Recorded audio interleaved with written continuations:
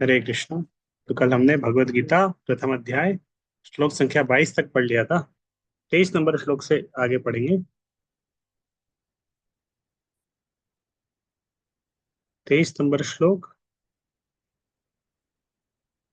कल तक हमने पढ़ा था कि अर्जुन ने भगवान कृष्ण से बोला था कि मेरे रथ को दोनों सेनाओं के बीच में लेके चलिए।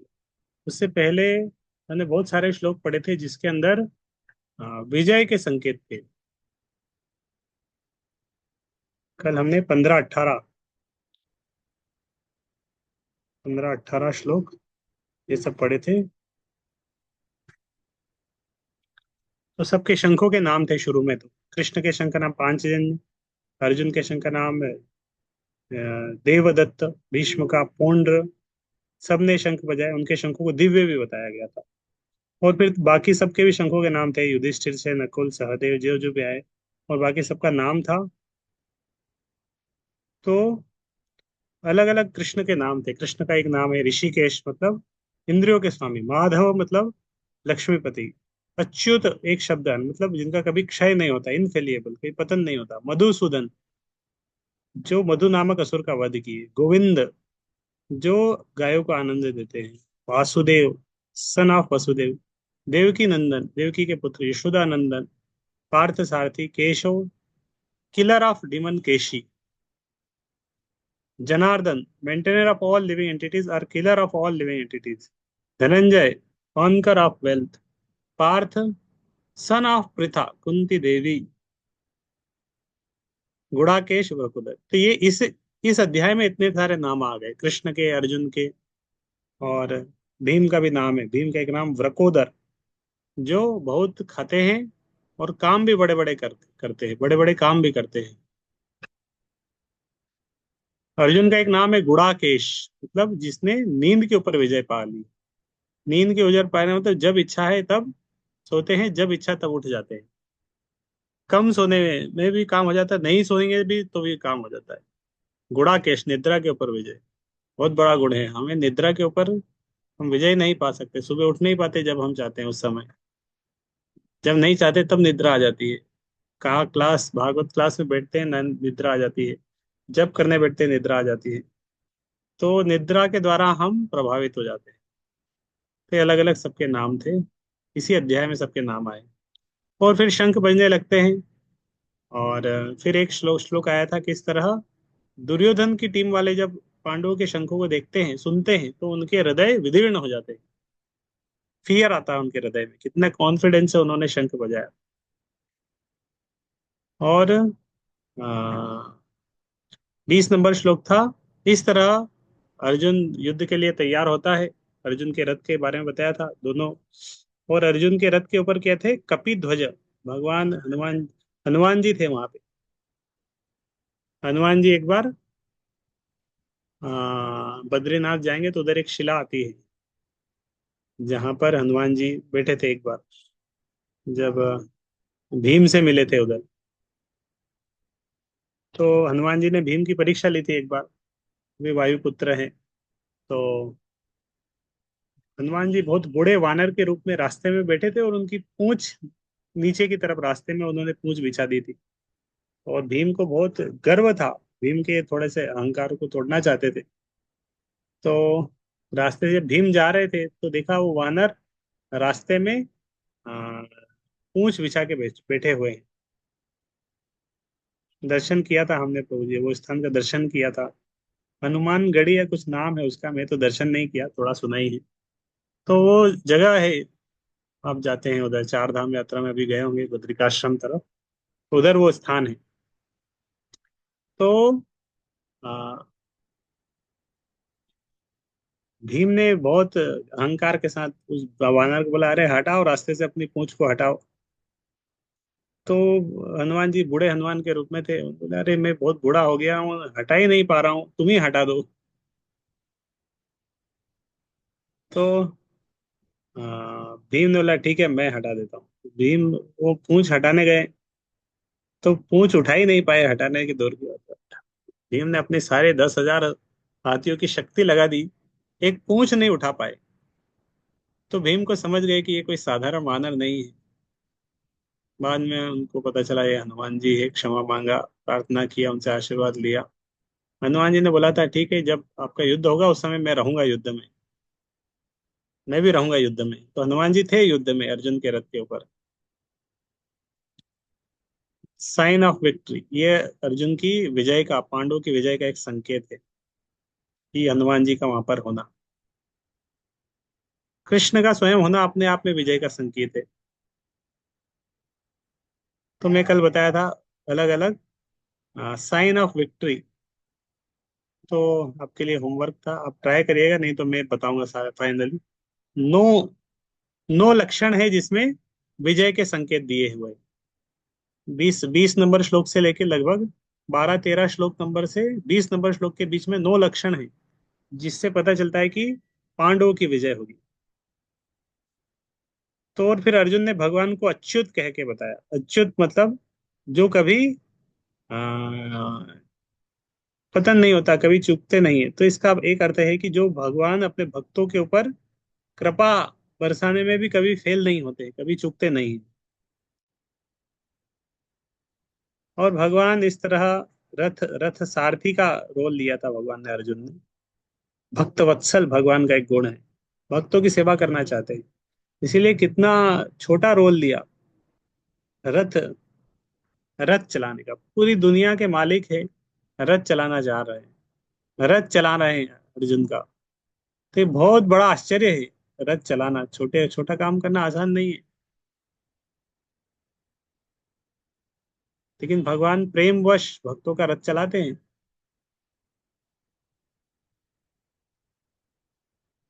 तो ये भगवान का प्रेम है। एक बार ये प्रभुपाद एक स्टोरी सुनाते हैं। एक बार एक बहुत बड़ा बहुत बड़े नेता थे, शायद प्रधानमंत्री या सेनापति, राष्ट्रपति, इस तरह कोई। और उनके घर पे उनसे कोई एक गवर्नमेंट ऑफिशियल मिलने आए कुछ अर्जेंट काम से। तो घर पे आए थे मिलने के लिए। तो घर पे मिलने आए, तो वेटिंग रूम में वो बैठे थे। उनका सेवक आके बोला कि अभी थोड़े सर थोड़े बिजी हैं, आप थोड़ा इंतजार करिए। तो इंतजार कर रहा था वेटिंग रूम में बैठ के, उसको कुछ अर्जेंट काम था। तो बहुत देर हो गई इंतजार करते करते। फिर उनका सेवक आके बोले सर अभी बिजी है, थोड़ा देर बाद आएंगे।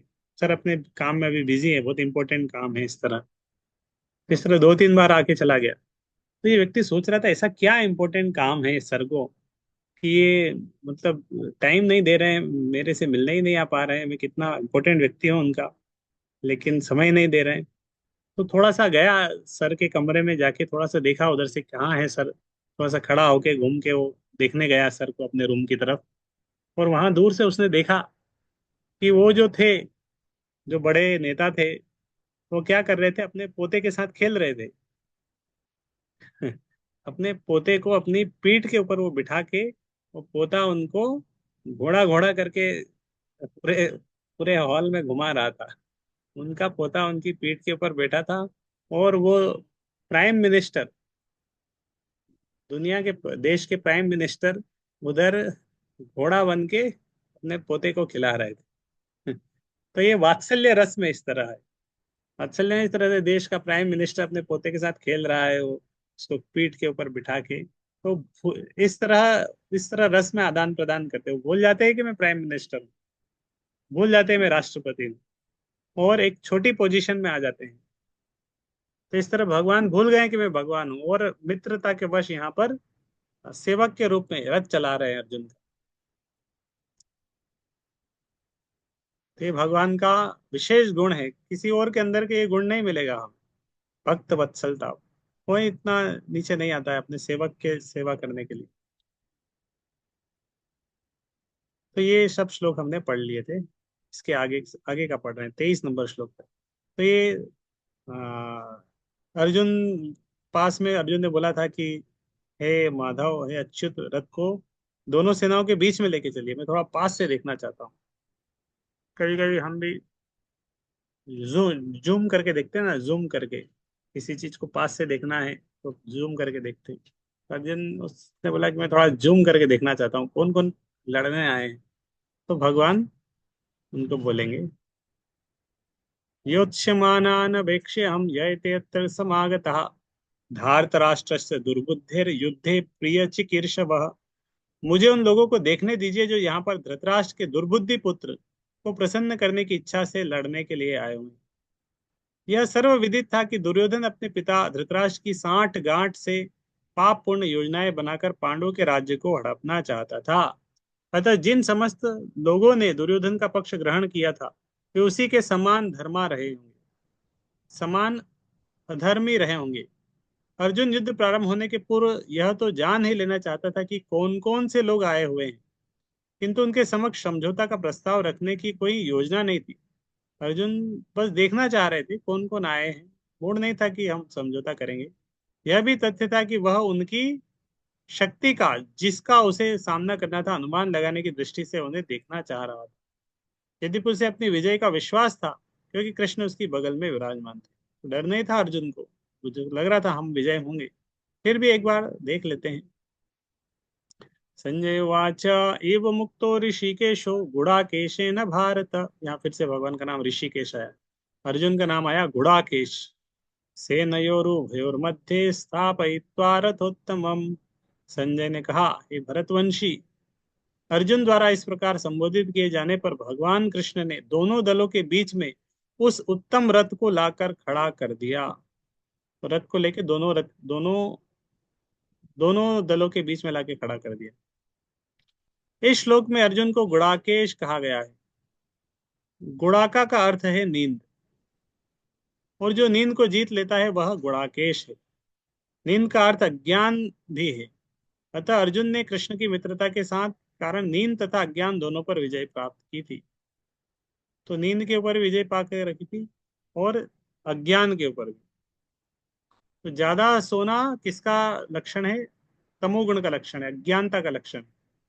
कृष्ण के भक्त के रूप में वह कृष्ण को क्षण भर भी नहीं भुला पाया, क्योंकि भक्त का स्वभाव ही ऐसा होता है।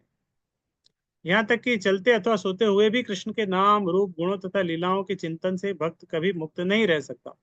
हमेशा भक्त भगवान का चिंतन करते हैं। अतः कृष्ण का भक्त उनका निरंतर चिंतन करते हुए नींद तथा अज्ञान दोनों को जीत सकता है। तो नींद को जीतना है, अज्ञान को जीतना है, सभी के लिए कृष्ण का चिंतन करना है नियमित रूप से। छह गोस्वामी बहुत कम सोते थे, 1 1.5 2 घंटा। तो बड़े बड़े भक्त भगवान बहुत कम सोते हैं। प्रभुपाद जी कितना कम सोते थे। तो इस तरह श्रील भक्ति विनोद ठाकुर वो भी बहुत कम सोते थे। रात रात में उठ के प्रभुपाद ट्रांसलेशन करते थे। भक्ति विनोद ठाकुर रात में उठ के इस तरह चैतन्य चैतामृत का ट्रांसलेशन, वैष्णव भजन लिखते थे। इसी को कृष्ण भावनामृत या समाधि कहते हैं।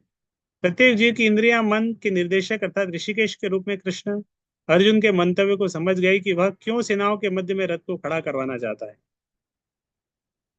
तो भगवान समझ गए थे अर्जुन के मन में कुछ चल रहा है, अतः उन्होंने वैसा ही किया जैसा इस, और फिर वे इस प्रकार बोले। भीष्मद्रोण प्रमुखतः सर्वेषां च महिक्षिताम् उवाच पार्थ पश्येतान् समवेतान् कुरुनिति।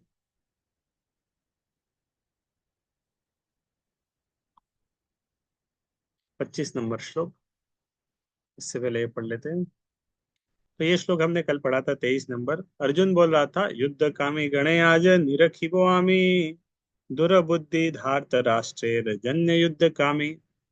तो युद्ध कामी गणे आज निरखि, तो युद्ध कामी गण जो है उनको निरीक्षण में करूंगा आज, जो दुर्बुद्धि धार्त कहते हैं।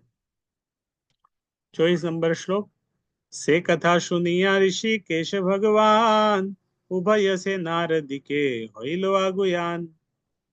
उभय से नार मध्य राखी रथोत्तम कही ते लागेला कृष्ण होइया संभ्रम। से कथा सुनिया ऋषिकेश भगवान, तो अर्जुन ने जो बोला भगवान ने वो सुना। उभय सेना, उभय मतलब दोनों सेनाओं के दिखे होइलो आगुयान, उधर लेके गए।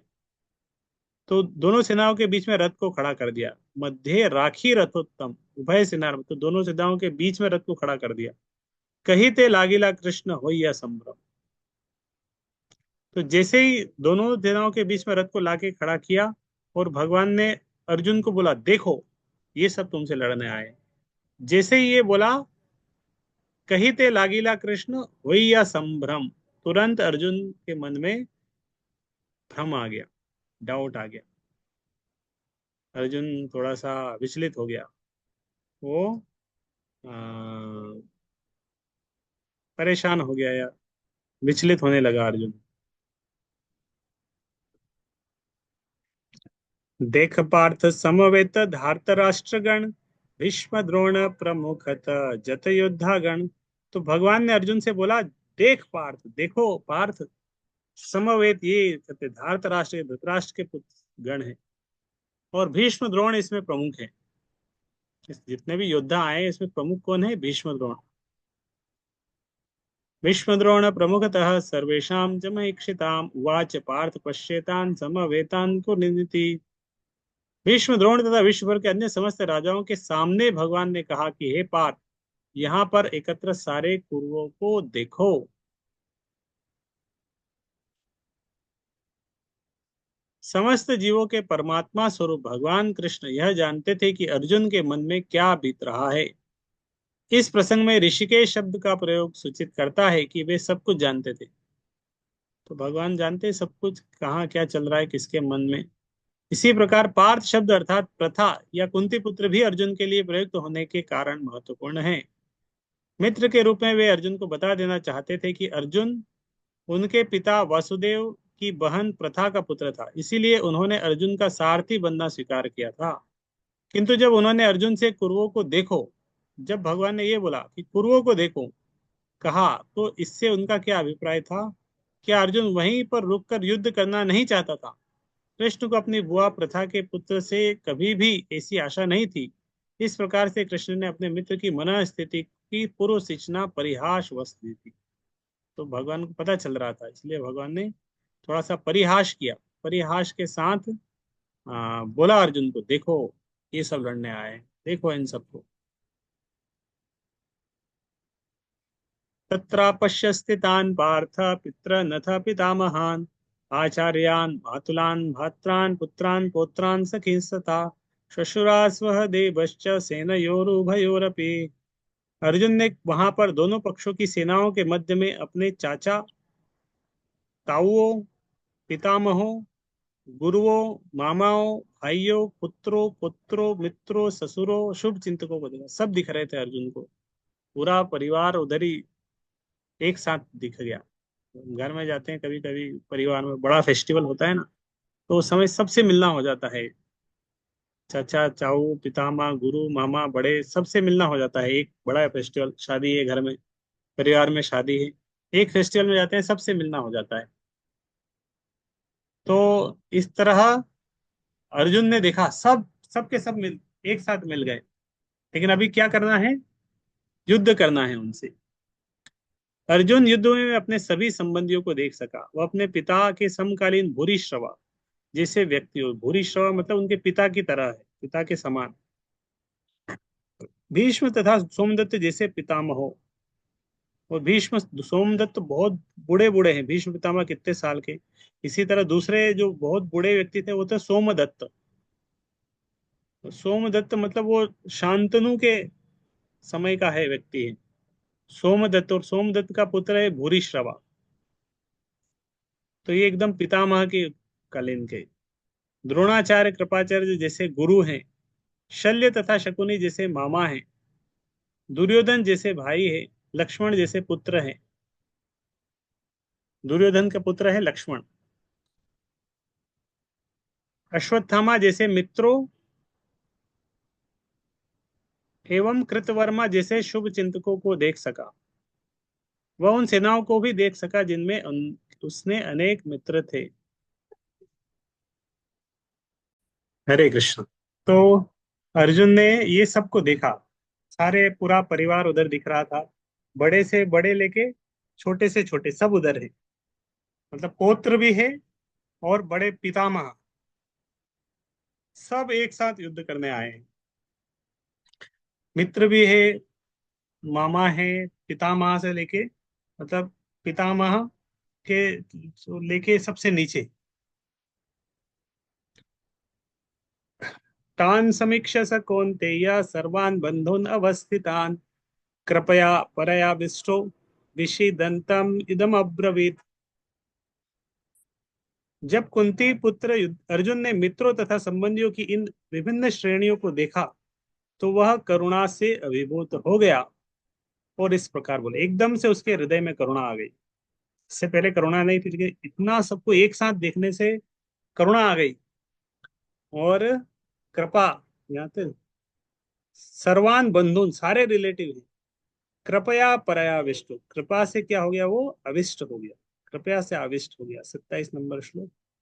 26 नंबर श्लोक में प्रभुपाद बता रहे, तार पर देखे पार्थ युद्र पितृगण, आचार्य मातुल आदि पितृ समहन, देखे पुत्र पुत्रादिक जत समा सखा जन, आर सब बहु लोक आत्मीय स्वजन, श्वशुरादि कुटुंबीय नाही पारापार, उभय पक्षी सैन्य सेहलो अपार।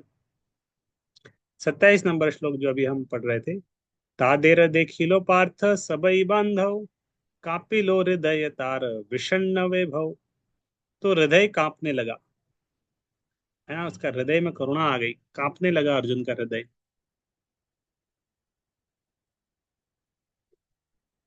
कृपा ते का पीछे मन, अति दयावान, विषण्ण होइया भले सुन भगवान। अभिभूत हो गया अर्जुन, विषण्ण हो गया, कृपा से अभिभूत हो गया। कृपा ते कांपी छे मन, कांपने लगा अर्जुन का मन। तो इस तरह कृपा आ गई, दया आ गई, करुणा आ गई उसके हृदय में। सबके प्रति क्या होगा, हमारे परिवार के सब मर जाएंगे, सबकी मृत्यु हो जाएगी। अर्जुन कहे कृष्ण हे राजे स्वजन, रणांगने आसी अच्छे करी बारे रण, देखिया अमार गत्रे होए छे रोमांच, मुख मध्य रस नाई हे जे महावंच। तो अर्जुन बोल रहा है कि ये सब तो हमारे स्वजन है, रण आंगन में सब आ गए हैं इस तरह युद्ध करने के लिए। देखिए अमार गत्रे हुए थे, मेरे बोले मेरे शरीर में रोमांच हो रहा है ये सबको देख के, तो रोंगटे खड़े हो रहे हैं। मुख मध्य रस नाई, मेरा मुख सूख रहा है।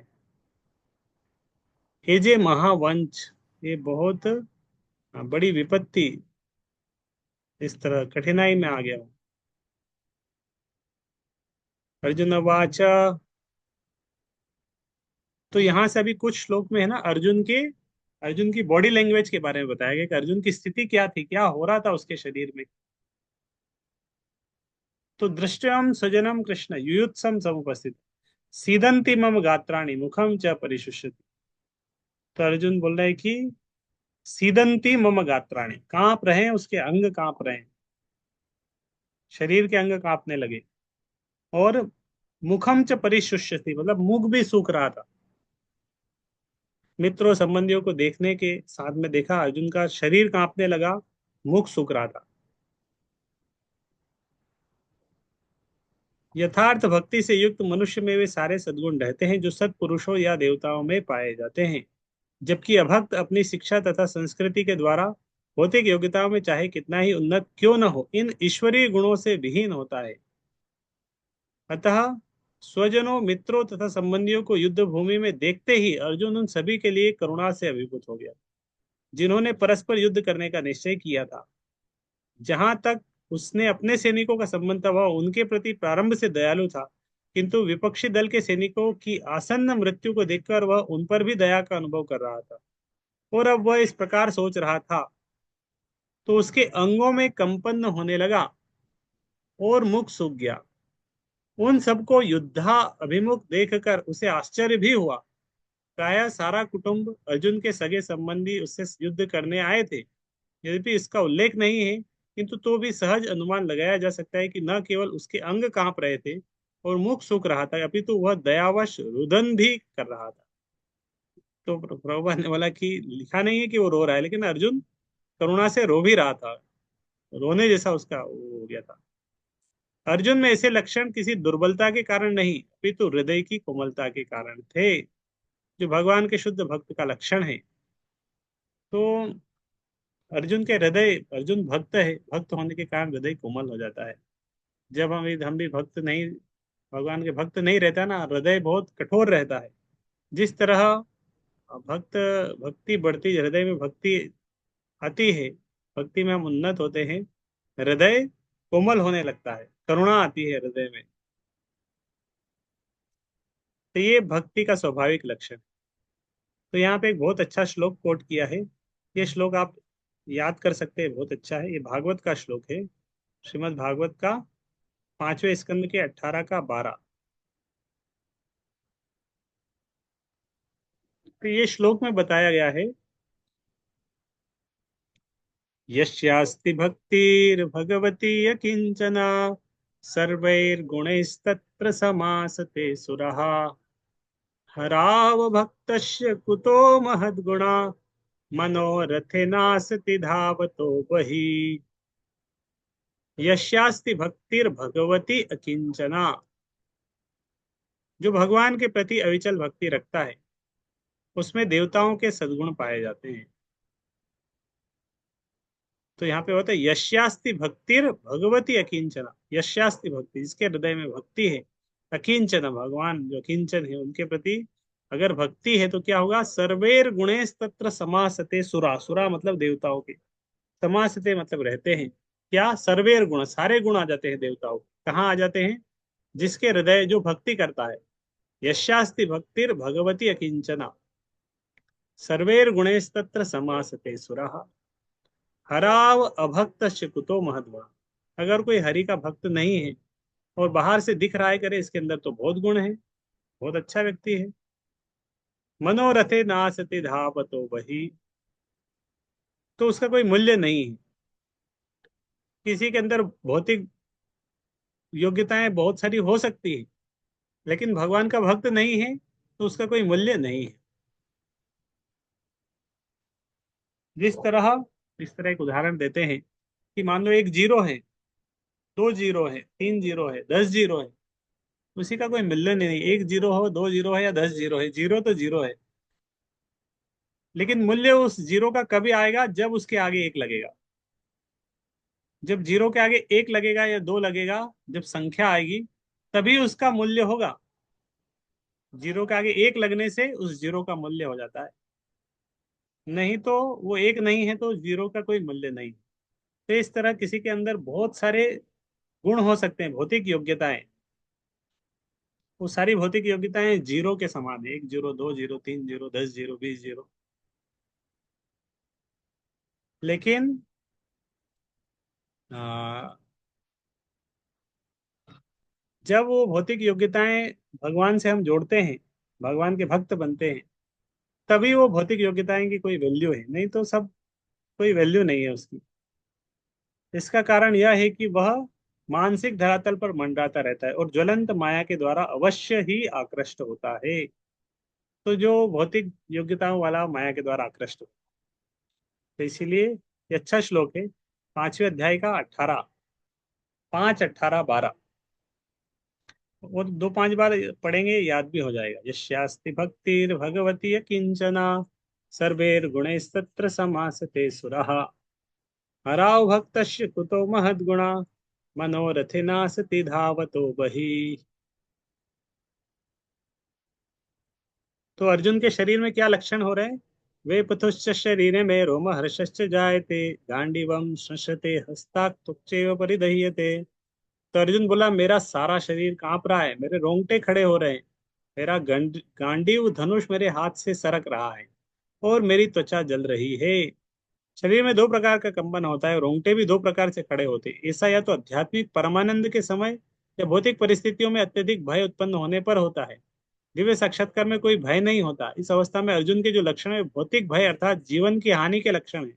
अन्य लक्षणों से भी स्पष्ट है, वह इतना अधीर हो गया है कि उसका विख्यात धनुष गांडे उसके हाथों से सरक रहा था और उसकी त्वचा में जलन उत्पन्न हो रही थी। ये सब लक्षण देहात्म बुद्धि से जन्य है। न च शक्नुवस्थातुं भ्रमतीव च मे मनः निमित्तानि च पश्यामि विपरीतानि केशव। मैं यहाँ अब और अधिक खड़ा रहने में असमर्थ हूँ। अर्जुन ने बोला था बीच में लेके चलिए, मैं देखना चाहता हूँ। अब अर्जुन बोला, मैं तो खड़ा ही नहीं रह पा रहा हूँ, मैं अपने को भूल रहा हूँ, मेरा सिर चकरा रहा है। हे कृष्ण, मुझे तो केवल अमंगल के कारण दिख रहे हैं। अर्जुन को बोल रहा है अमंगल ही दिख रहा है मुझे अभी पूरी तरह। अपने अधैर्य के कारण अर्जुन युद्ध भूमि में खड़ा रहने में असमर्थ था और अपने मन की इस दुर्बलता के कारण उसे आत्मविस्मृति हो रही थी। भौतिक वस्तुओं के प्रति अत्यधिक आसक्ति के कारण मनुष्य ऐसी मोहमयी स्थिति में पड़ जाता है। भयम द्वितीया अभिनिवेशतः स्यात्। ऐसा भय तथा मानसिक असंतुलन उन व्यक्तियों में उत्पन्न होता है जो भौतिक परिस्थितियों से ग्रस्त होते हैं। अर्जुन को युद्ध भूमि में केवल दुखदायी पराजय की प्रतीति हो रही थी और शत्रु पर विजय पाकर भी सुखी नहीं होगा। अर्जुन को लगा था, अरे मैं अगर मैं जीत भी जाऊंगा तो भी मैं सुख नहीं हो पाऊंगा। निमित्तानि विपरीतानि शब्द महत्वपूर्ण है। जब मनुष्य को अपनी आशाओं में केवल निराशा दिखती है तो वह सोचता है, मैं यह क्यों हूँ। प्रत्येक प्राणी अपने में तथा अपने स्वार्थ में रुचि रखता है, किसी की भी परमात्मा में रुचि नहीं होती। कृष्ण की इच्छा से अर्जुन अपने स्वार्थ के प्रति अज्ञान दिखा रहा है। मनुष्य का वास्तविक स्वार्थ तो विष्णु या कृष्ण में निहित है। बद्ध जीव इसे भूल जाता है, इसीलिए उसे भौतिक कष्ट उठाने पड़ते हैं। अर्जुन ने सोचा कि उसकी विजय केवल उसके शोक का कारण बन सकती है। अर्जुन को लग रहा है कि मैं जीतूंगा तो भी करूंगा क्या, शोक का कारण हो। तो ये 30 नंबर श्लोक तक इसका गीतार्गान वाले श्लोक भी पढ़ लेते हैं। कांपिचे शरीरे मोर सही तेना पारी, गांडी खसिया जाए की कोरिया धरी। जब लिया उठीछे तारक महाताप बाण, हइयो ना बन्नो आरागुयान। अस्थिर होए छियामी स्थिर नहीं मन। अस्थिर हो रहा हूं, मेरा मन स्थिर नहीं है। सब भूल होए जाए की करिए सब भूल रहा हूं। विपरीत अर्थ देखी सुनह केशव, ए युद्ध काज नहीं हल पांड सब।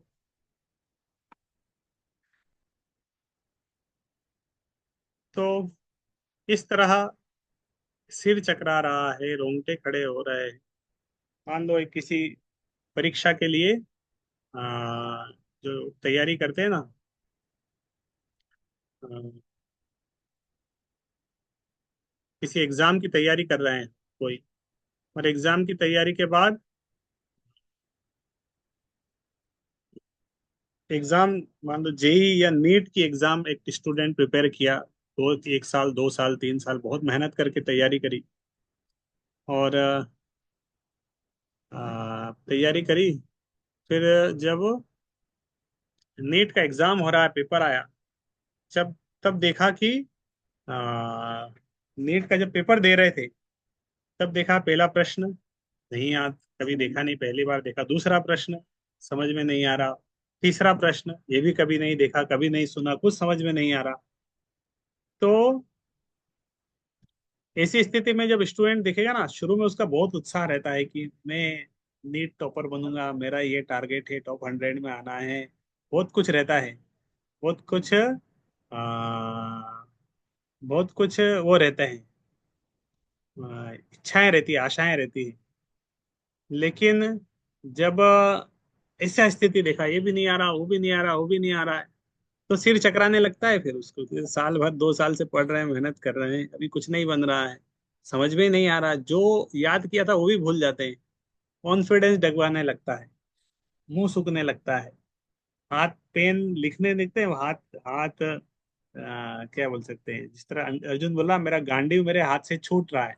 उधर से पेन लिख रहे हैं, गोले भर रहे हैं, लेकिन हाथ में कंपन होने लगता है, हिलने लगता है, कंपन होने लगता है हाथ। और अ, अमंगल के कारण दिखने लगते हैं। अमंगल, समझ में नहीं आ रहा है क्या होगा, क्या होगा, अब क्या होगा, अमंगल, कॉलेज नहीं मिल पाएगा, साल गया। तो ये बहुत प्रैक्टिकल प्रैक्टिकल है। अर्जुन की स्थिति युद्ध क्षेत्र में हुई, लेकिन कोई स्टूडेंट है जो बहुत मेहनत से किया है, उसकी स्थिति इससे भी हो सकती है। उसकी स्थिति आ, इस एग्जाम देते वक्त इस तरह का सीन हो सकता है उसके माइंड में। तो फिर ऐसी स्थिति में क्या करे, क्या करना चाहिए, प्रयास करना चाहिए, मेहनत करना चाहिए। तो थोड़ा सा ऐसा ही एनोलॉजी है रिलेटेड, लेकिन इस तरह होता है अर्जुन के साथ जो हो रहा है, स्टूडेंट के साथ भी हो सकता है। कोई व्यक्ति इंटरव्यू देने जा रहा है, उसके साथ भी ऐसा हो सकता है, बहुत सारे प्रश्न पूछे, कुछ बोल नहीं पा रहा है, समझा नहीं पा रहा है। तो फिर और कल हम बताएंगे, इसी को आगे बढ़ा के कंटिन्यू करेंगे। अर्जुन अभी कुछ बोलने लगेगा, अभी तक तो लक्षण उसकी बॉडी में आ रहे हैं, अब वो बोलना शुरू करेगा। और बोलने से उसका माइंड अभी क्या चलेगा, अब उसका माइंड सोचने लगेगा कि क्यों युद्ध नहीं करना चाहिए। युद्ध नहीं करने के कारण उसका माइंड, अर्जुन का माइंड सोचेगा क्यों मुझे युद्ध नहीं करना चाहिए। और अलग अलग कारण सोच के वो उसको कारण बताने शुरू करेगा। तो वो हम कल से पढ़ेंगे। हरे कृष्ण।